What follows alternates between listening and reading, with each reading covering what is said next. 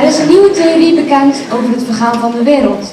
De bekende waarzegger Simsalabim heeft deze theorie voorspeld. Onze live verslaggever Henk is ter plaatse. Henk.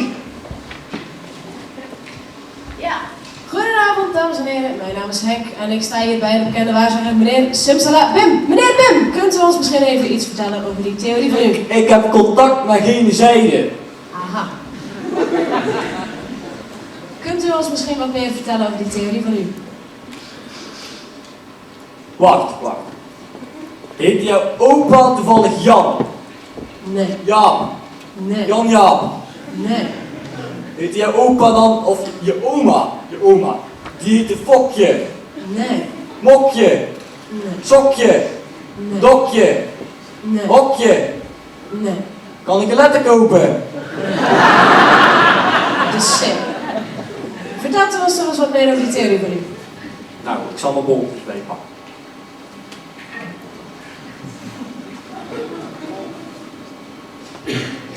Wacht, ik zie. Ja, nu zie ik wat. Wacht. Ik kan zien dat de wereld gaat vergaan. Morgen. En ik zie poppen, die komen tot leven. En die gaan dan de wereld veroveren, zeg maar. En die noemen zich Clash of the Puppets. En ik zie Carlos in een groene tuinbroek.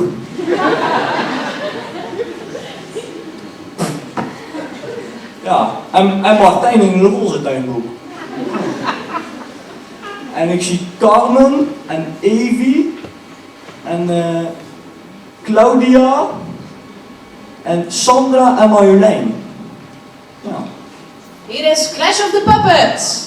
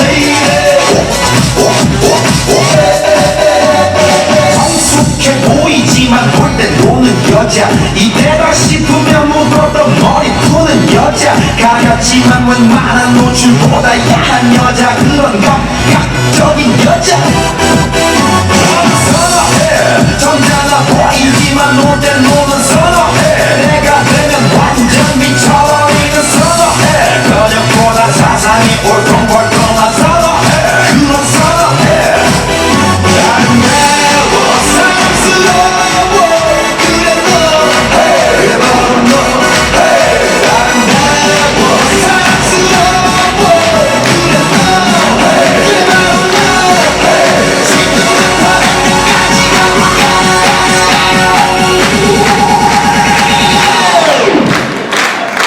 오빤 강남스타일